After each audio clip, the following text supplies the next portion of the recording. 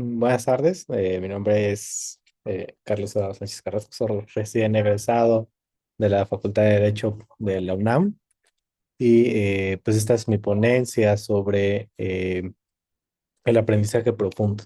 Este trabajo pues estuvo supervisado a cargo de la doctora Graciela Steines Vega eh, y del Seminario Constructivista y el Aula Virtual Jurídica. Eh, Pues inicialmente quisiera mostrarles mi hoja de ruta, la primera parte, claro, sobre mi genealogía, que en este caso va a versar sobre Michael Fulton. La segunda parte será mi marco epistémico, es decir, las preguntas claves que nos van a servir como una guía durante todo este trabajo realizado. eh, y pues el resto de nuestros epígrafes que versan sobre la educación web, las 6 competencias de la educación, el marco del aprendizaje profundo, el aprendizaje basado en proyectos, ABP, la hora del genio, el e-learning y por último las reflexiones finales, que estas van a incluirse claves teóricas, reflexiones prácticas y nuestro marco jurídico, la postura epistémica y las fuentes selectas y complementarias, y terminar con un enfocarte. Eh, pues realmente el autor sobre el que el que va a versar el eje de esta ponencia es sobre Michael Fullan. Él es director de liderazgo global para las nuevas pedagogías del aprendizaje profundo. Es investigador educativo canadiense y exdecano del Ontario Institute for Studies in Education, y es reconocido por su alta experiencia por haber participado en la reforma educativa para los canadienses. Asimismo, se ha desempeñado como asesor político especial en la educación como parte del primer ministro de Ontario en el año 2004-2013 y ha dedicado toda su carrera profesional y a la educación, a la investigación del aprendizaje y del bienestar de los alumnos, no solamente para conseguir un trabajo un poco más complejo, sino también fomentar esta enseñanza.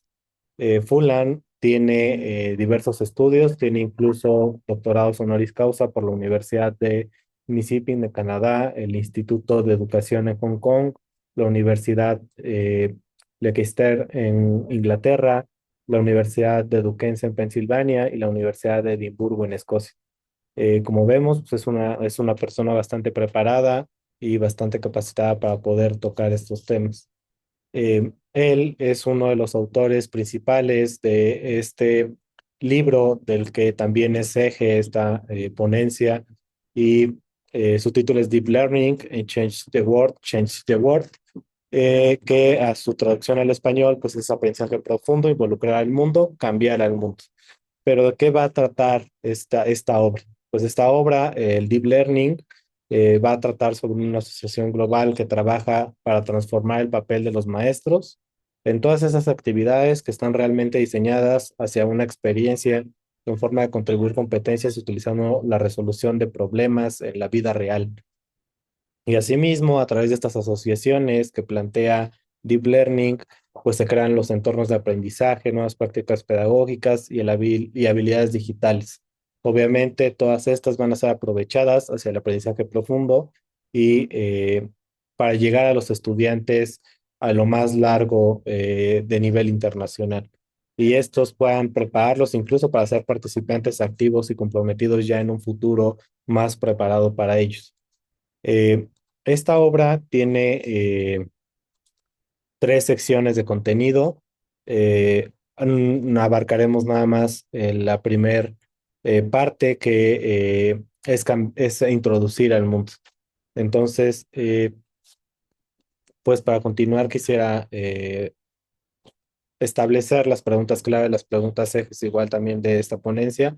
La primera es si realmente se ha evolucionado en cuestión del aprendizaje, si ha servido la pandemia muy reciente del COVID-19 como un impulso para el aprendizaje y el uso de las nuevas tecnologías, si realmente funcionan estas 6 competencias para la educación, qué relación vamos a encontrar entre el aprendizaje profundo y las nuevas tecnologías, y cómo es que se va a desarrollar el aprendizaje profundo en el aula jurídica virtual del seminario constructivista. Pues para iniciar con uno de nuestros primeros epígrafes, las 6 competencias para la educación, pues estas fueron planteadas por Michael Fullan y complementadas por Sylvia Duckworth, eh, y va a incluir, como su nombre lo dice, 6 palabras que inician con C, al inglés, traducidas al español, cambia un poco por la traducción, pero la primera y la más importante, que es generar el pensamiento crítico. Esto va a ser la forma en la que van a evaluar la información y los argumentos, incluido un marco epistémico y que van a ser las preguntas estratégicas. ¿Qué más? ¿Qué otra? La colaboración, que va a ser esta forma de trabajar de manera independiente y sinérgica en equipos. Em, la siguiente es la comunicación y va a ser el establecer diversas formas de chats, de comunicación diseñada para diferentes públicos, no solamente incluir eh, las más importantes, sino darle prioridad a las menos conocidas. Eh, Otra es la creatividad. A esto se le va a tener un aparejamiento con el ojo emprendedor. Es decir, lo vemos reflejado en nuestro escenario como un enfocarte. Es decir, que puedas ver con otro ojo diferente lo que estás viendo frente a ti. Eh, en este caso, en el enfocarte por referencias del arte hacia la traducción a una transdisciplina y métodos mixtos. Eh, También estas 6 competencias contemplan la ciudadanía que va a hacer considerar estos problemas globales y la de vida cotidiana. Es decir, vamos a tratar de incluir problemas reales que están al día a día de las personas y no problemas que tienden a hacerse muy mediáticos y que son realmente problemas fáciles de resolver.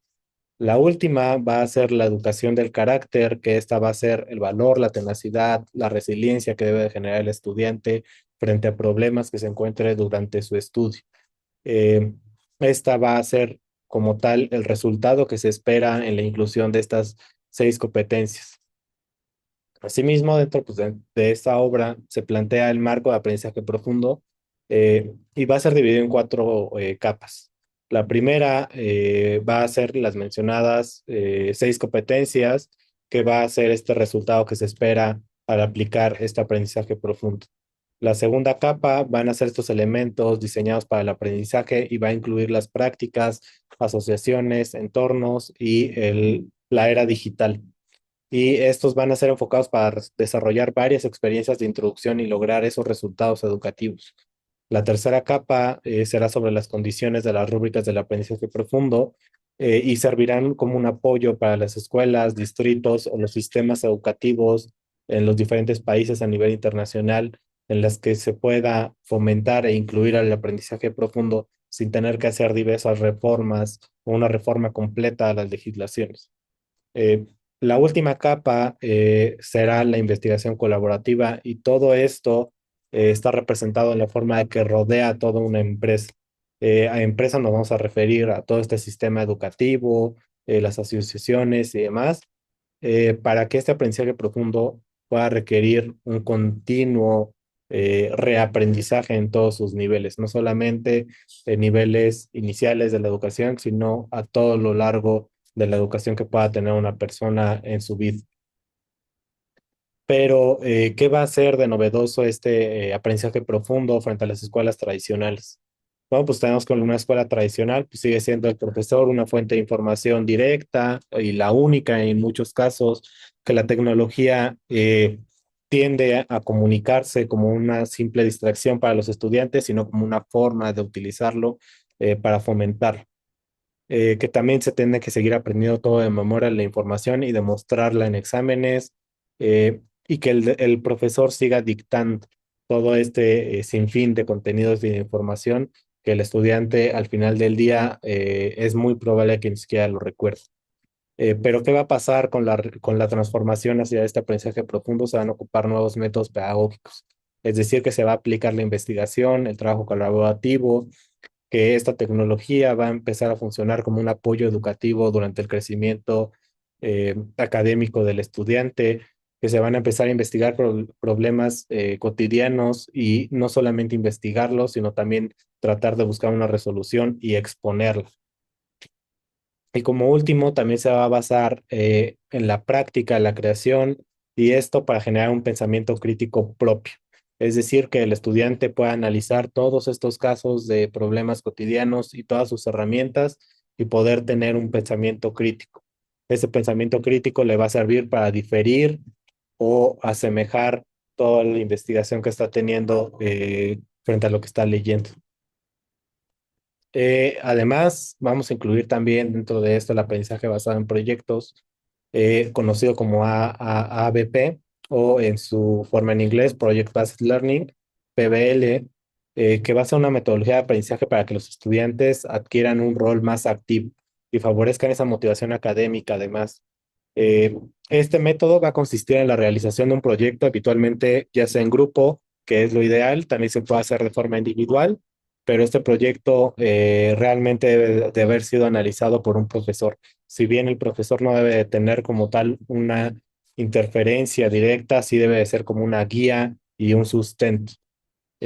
¿Esto para qué? Para que el propio alumno tenga nada más lo necesario para resolverlo, más no la solución, y que esa resolución sea desarrollada bajo sus destrezas que él mismo haya deseado plantear. Si se fijan en la imagen, por ejemplo, tenemos que se pueden desarrollar diferentes capacidades, la indagación permanente, es decir, que el alumno aprenda a estar indagando constantemente, investigar por sí propio y generar justamente con este caso la autonomía y generar un aprendizaje cooperativo al ser eh, un método realizado habitualmente en grupos. Eh, que el alumno realmente se vuelve protagonista de toda esta parte que va a generar en ese proyecto y además va a poder integrar mejores contenidos. Es decir, no solamente va a ocupar una sola fuente, sino va a ocupar diferentes formas de fuentes y diferentes eh, tipos de. Es decir, que no solamente va a tener libros, videos y demás, sino que va a poder incluir todas estas en una sola forma y los va a integrar y pueda crear o enriquecer esa investigación en diferentes segmentos. Asimismo, nos vamos a encontrar con la obra del genio en el aula y va a tener también 6 principios. Va a tener la regla 80-20, es decir, que va a ser en un plan de estudios dividido entre la escuela tradicional y la hora del genio. Se pretende que se vaya implementando poco a poco, es decir, que en un inicio, para implementarlo, siga siendo 80% escuela tradicional, 20% hora del genio, y termine siendo lo ideal 80% hora del genio, 20% escuela tradicional. Asimismo, va a ser la civilización del estudiante, va a impulsar la creatividad, eh, va a impulsar la investigación, el diseño y el sentido de propósito. Eh, y estos 6 principios, según Teach Stout, pues va a ser para que puedan los estudiantes referir un propósito dentro de ellos y puedan explorar un tema y lo puedan elegir ellos mismos. Es decir, que dentro de estas partes, de esta división de las clases, se le va a dar un propósito al estudiante, él va a decidir qué tema va a desarrollar sobre ese propósito y fungir nada más como una guía metodológica hacia ese aprendizaje y que realmente sean los estudiantes los que investiguen, los que naveguen, los que den las ideas para desarrollarlo y demás, y que además estos estudiantes se hagan conexiones entre ellos, es decir, que generen realmente esos vínculos entre sus compañeros y los demás miembros que los ayudaron a llevar eh, estos proyectos. Eh, Posterior a ello vamos a tener el e-learning, es una aprendizaje, una modalidad de aprendizaje, una modalidad que tiende a ser guiada hacia la explotación de los medios electrónicos y los dispositivos electrónicos para facilitar este acceso, la evolución y la formación en la educación. Es decir, que mediante un sistema de enseñanza y aprendizaje basado en las TICs, en las tecnologías de información y comunicación, se va a permitir que estas clases empiecen a generar un olvido a esos límites de restricción de las tecnologías entre el espacio y tiempo. Es decir, que justo al ser una educación con modalidad en línea, se tenga acceso a la educación en cualquier momento. Se va a referir al aprendizaje social 3.0, a la máquina de aprendizaje, al aprendizaje experimental, el Internet de las cosas. eh, Va a ser sobre el marco, el aprendizaje macro, la analítica, y las reformas del aprendizaje. Pero este e-learning puede clasificarse aún más sobre otras tres formas. Eh, es decir, por ejemplo, la Universidad de Oberta de Cataluña propone estas tres formas diferentes. El Computer Based Training o el Computer Assisted Instruction, que es un aprendizaje basado en un computador únicamente como retroalimentación. El IBT, que es el Internet Based Training, que es una evolución del anterior, realmente se mejora un poco más hacia la conexión del Internet como vía de los contenidos y que estos contenidos lleguen realmente hacia un destinatario. Otro, el último, va a ser el Web Based Training, que va a ser un aprendizaje ya de uso amplio en la web. Es decir, que todos esos sistemas gestores de aprendizaje ya puedan estar disponibles en la web y puedan referirse ya como un aprendizaje directo. Y eso lo vamos a ver reflejado incluso en que varias universidades ya empiezan a implementar la universidad abierta. Es decir, ir dejando atrás estos sesgos que se creían que la universidad tradicional únicamente podía prestar. Pero este e-learning puede utilizarse incluso para desarrollar también aprendizaje colaborativo y facilitar a su vez el aprendizaje autónomo. Es decir, que si bien no tenga este medio de una comunicación, una convivencia constante con otras personas, porque tiene esa facilidad de ser en un medio que no incluya eh, la intervención de otras personas, sí puede hacerse mediante un mejoramiento, una diversificación de sus formas. Es decir, que la primera va a ser tenerle un acceso hacia la enseñanza tradicional. Es decir, que estos apoyos tecnológicos dentro de la docencia personal va a ser, digo, presencial, va a ser utilizado. Lo podemos ver reflejado luego cuando el maestro, por ejemplo, está dando su cátedra y demás y está utilizando, por ejemplo, mecanismos como PowerPoint, Excel y otros medios como videos de YouTube y demás. eh, y se empieza a incluir este aprendizaje tecnológico. Va a incluirse ya después hasta la enseñanza semipresencial, es decir, que parte de la instrucción va a ser presencial y otra parte va a ser totalmente online. Y va a ser lo que conocemos realmente como un flipped learning, como un aprendizaje giratorio. Eh, ¿A qué se va a referir? Pues que ciertas horas el alumno tendrá que estar de forma presencial, otras horas en online. En ciertas ocasiones se considera lo mejor que el alumno esté tomando sus clases de forma presencial, pero las tareas y trabajos las tenga que hacer de forma digital o viceversa. El último, que ya es como tal, el pleno e-learning va a ser el aprendizaje en la que la formación va a ser plenamente mediante un medio web. Pero ¿qué va a ser, qué va a pasar entre igual estas ventajas del e-learning y la clase tradicional? Pues que dentro de la clase tradicional sus ventajas va a tener pues un feedback inmediato, es decir, que el estudiante va a poder platicar con el docente de forma inmediata, terminando la clase o el ejercicio y demás. Va a poder facilitar también a muchos estudiantes y a muchos profesores que realmente no tienen este acceso a las tecnologías. Muchas veces motiva a los estudiantes por el motivo de tener un contacto social y va a ser también un cultivo a esta comunidad social por las mismas características. Pero ¿cuál va a ser la ventaja del e-learning? Pues que está un poco más concentrado hacia un alumno principal y que éste tenga su propio ritmo, que los tiempos y localizaciones sean flexibles, que pueda tomar su clase en el momento donde él quiera y el momento que él quiera, que sea un poco más eficaz en el costo de los traslados del estudiante. Vemos que, por ejemplo, hay ocasiones en las que hay varios estudiantes que han tenido que migrar incluso para poder estudiar. Entonces, esta va a ser una de las facilidades. Potencialmente, incluso se puede generar una audiencia global, que se tenga un acceso ilimitado a este conocimiento, la capacidad de archivos para poder reutilizar y compartir conocimiento, la supervisión individual y la creación de una comunidad social y cooperación de forma electrónica.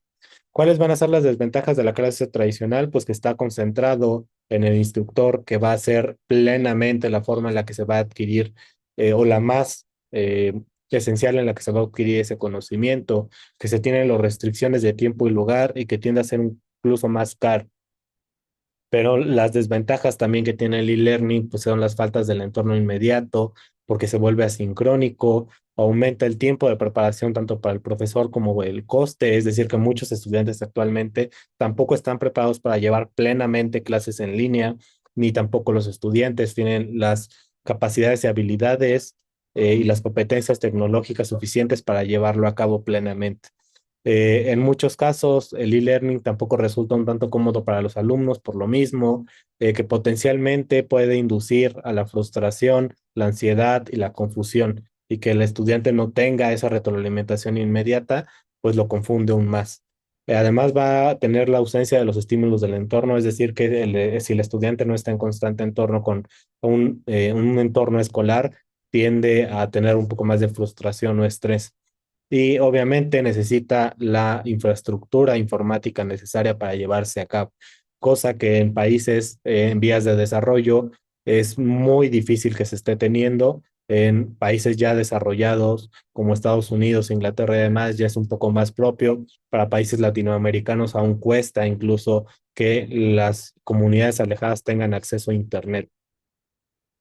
Y ya para ir terminando con esta ponencia, vamos a encontrar las reflexiones finales, en cuyas claves teóricas pues van a demostrar las claves, las palabras clave eh, que yo he determinado son las esenciales, entre ellas el e-learning, aprendizaje profundo, competencias, nuevas tecnologías, creatividad, ciudadanía y un índice analítico que van a ser las palabras que más pudimos repetir dentro de esta ponencia. Asimismo, yo decidí hacer un, eh, una matriz en la que podamos sintetizar un poco toda esta presentación, que sea un poco incluso más digerible en una sola imagen. Para nuestras reflexiones finales, pues si bien el aprendizaje profundo combate la noción de los sesgos cognitivos, hemos denotado que el aprendizaje profundo también los combate. Eh, es decir, que entre los más frecuentes que se deben identificar, pues es el sesgo de confirmación, que va a ser la tendencia a encontrar y recordar la información que confirma nuestras percepciones u opiniones. Es decir, que constantemente todo lo que vemos, aprendemos y demás necesitamos que otra persona las conozca y que esa persona nos dé su opinión buena, su visto bueno. El efecto del retroceso, que va a ser el desmentir las pruebas, a veces que se tiene el efecto injustificado de confirmar nuestras creencias. Es decir, que las evidencias que a lo mejor están contradiciendo nuestras teorías pueden contraponer lo que a lo mejor eh, lleve hacia una falsificación. Es decir, que creemos que todas esas teorías y eso que puedan contravenir a nuestra opinión significa que sean correctas y por lo tanto volvemos a creer que no estamos en lo correcto nosotros. El efecto en tercera persona, pues va a ser que el creer que los demás están más afectados por el consumo de los medios de comunicación que nosotros mismos. El sesgo de creencias, que vamos a juzgar la fuerza de nuestros argumentos, no por su fuerza propiamente, sino por el apoyo a la conclusión. Es decir, que pensamos que resulta no plausible hacia esa conclusión que estamos planteando. Y el sesgo de interés personal hacia nuestros propios fracasos y que son circunstanciales, pero nuestros éxitos también deben de ser nuestra responsabilidad y va a ser la forma en la que este aprendizaje profundo pueda combatir estos sesgos. Dentro ya de la legislación como tal, para meternos a lo que nos importa, un poco más legislativo, pues vamos a encontrar que existe una diversificación de legislaciones relacionadas muy enorme en la educación superior a distancia. Principalmente dentro de la Constitución política aquí en México, que va a ser nuestra norma esencial, nuestra norma eje, nuestra norma suprema, por decirlo así, en el sistema jurídico mexicano. Va a ser, porque de ella se van a derivar leyes, reglamentos, acuerdos, normas y demás, todo lo que sea atribuible a los órganos de gobierno. Y dentro de esta misma vamos a encontrar en su artículo tercero todo aquel respaldo hacia la educación y que dé sustento a la Ley General de Educación y los acuerdos 243 y 279 de la Secretaría de Educación Pública. Aquí vemos un poco más cercana esta matriz sobre la legislación relacionada con la educación superior a distancia. El artículo tercero específicamente que nos iba a mencionar, pues que si bien el Estado impartirá la educación preescolar, primaria, secundaria y media superior, además deberán de ser obligatorios, también deberá de promover y velar estos tipos de modalidades educativos eh, que apoyen hacia la investigación científica y tecnológica. Es decir, que se debe de incluir las modalidades de educación a distancia eh, y que además los participantes puedan impartir esta educación. A participantes nos vamos a referir a los maestros en todos sus tipos y modalidades y que además, no obstante, si bien no se tiene, no se tendrá alguna legislación y demás en específico, que el Congreso de la Unión pueda unificar y coordinar todas las leyes necesarias para que la educación pueda ser distribuida de una función social hacia los tipos y muy diferentes modalidades educativos.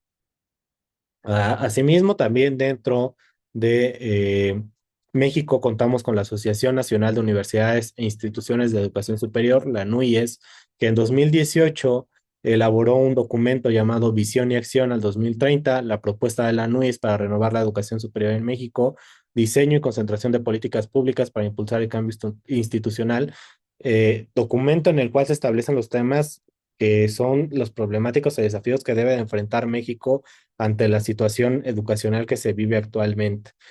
¿Cuáles van a ser estos desafíos? Se van a guiar sobre la Agenda 2030 y van a ser apoyadas hacia la introducción al sistema educativo mexicano. Para la postura epistémica, pues que vamos a tener que si bien es realmente importante generar un cambio en la educación, no solo a nivel superior, sino desde las raíces, los profesores tampoco están tan capacitados en cuanto a las metodologías eh, pedagógicas con apoyos tecnológicos. Y va a ser necesario aclarar que este uso de las tecnologías no mejora plenamente el aprendizaje, sino lo son las metodologías aplicadas a las mismas. Y esto es lo que promueve el aprendizaje profundo, la colaboración. Si bien muchos profesores no ocupan estos recursos y en ocasiones cuando lo hacen, en vez de mejorar la calidad del aprendizaje, hacen lo contrario, pues en definitiva se debe de tratar de aprovechar estas tecnologías para mejorar aquel aprendizaje. Esto porque lo óptimo para la intersección entre competencias cognitivas, emocionales y técnico-tecnológicas, tal y como lo usamos en el aula jurídica virtual de seminario constructivista, pues genera un compromiso tanto para los estudiantes como para los docentes y en ese sentido lo vuelve indispensable. No antes de terminar, quisiera utilizar una de estas frases que utiliza Boris Mir, experto en educación y que también implementó eh, estas seis competencias de la educación y además que él siempre ha dicho que los exámenes deberían de contar solamente con un 20% hacia la nota final.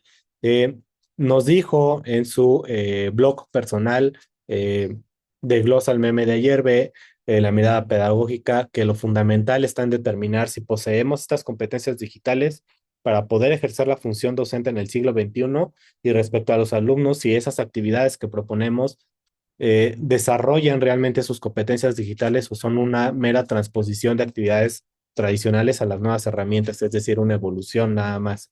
Y estas son de las más grandes cuestiones que estamos obligados a replantearnos constantemente.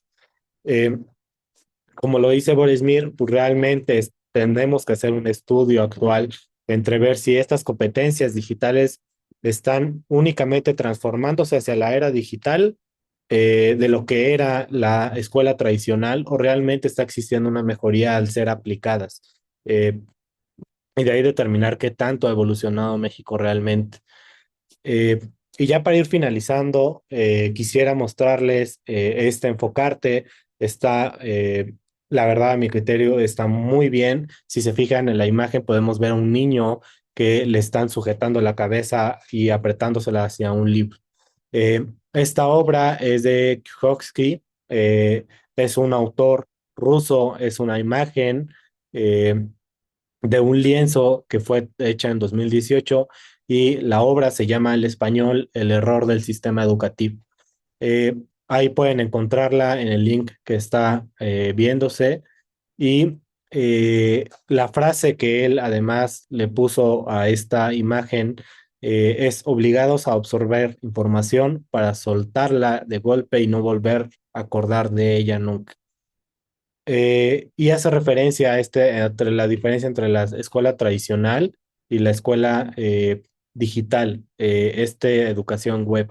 Entonces va a ser la imagen con la que yo quisiera terminar, sin antes agradecer su atención y pedirles que divulguen el presente material y agradeciendo, claro, al seminario constructivista y a la aula jurídica virtual por apoyarme en la creación de esta ponencia.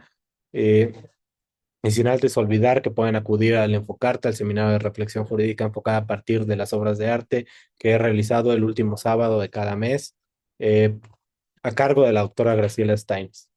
Sin más, me despido. Muchas gracias por su atención.